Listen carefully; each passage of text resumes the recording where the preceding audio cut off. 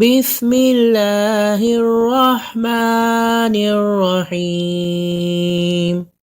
اللہ کے نام سے شروع جو بڑا مہربان نہایت رحم فرمانے والا ہے۔ السلام علیکم، امید ہے آپ اور آپ کی فیملی خیریت سے ہوں گے۔ کیا آپ نے آج درود شریف پڑھا؟ اللہم صلی علی سیدنا محمد وآلہ وصحبہ وسلم۔ برائے مہربانی حوصلہ افزائی کے لیے سبسکرائب ضرور کر دیں۔ جزاک اللہ خیرا۔ حضرت حذیفہ رضی اللہ عنہ بیان فرماتے ہیں، جب ہم نبی اکرم صلی اللہ علیہ وآلہ وسلم کے ساتھ کھانے میں شامل ہوتے تو جب تک اللہ کے رسول صلی اللہ علیہ وآلہ وسلم شروع نہ کرتے اور اپنا ہاتھ نہ بڑھاتے ہم کھانے کی طرف ہاتھ نہ بڑھاتے۔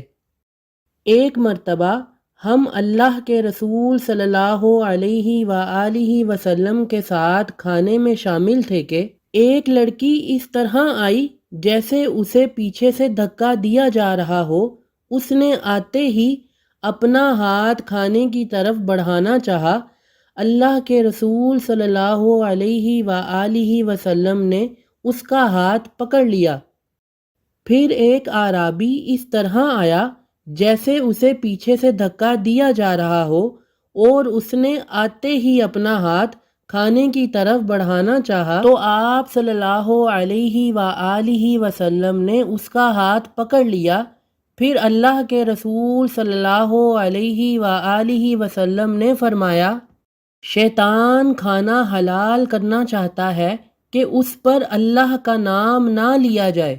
وہی اس لڑکی کو لایا کہ اس کے ذریعے سے کھانا حلال کرے تو میں نے اس لڑکی کا ہاتھ پکڑ لیا۔ پھر وہ اس اعرابی کو لایا تاکہ اپنے لیے کھانا حلال کرے تو میں نے اس اعرابی کا ہاتھ پکڑ لیا، اور اس ذات کی قسم جس کے ہاتھ میں میری جان ہے، اس یعنی شیطان کا ہاتھ اس کے ہاتھ کے ساتھ میرے ہاتھ میں ہے۔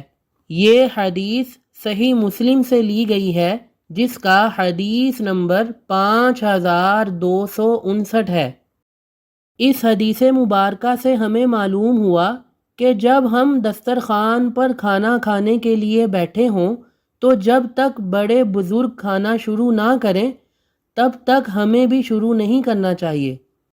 اور دوسری یہ بات معلوم ہوئی کہ بسم اللہ پڑھے بغیر کھانا نہیں کھانا چاہیے، کیونکہ جب ہم بسم اللہ نہیں پڑھتے تو شیطان کے لیے کھانا حلال ہو جاتا ہے اور وہ سارا کھانا کھا جاتا ہے۔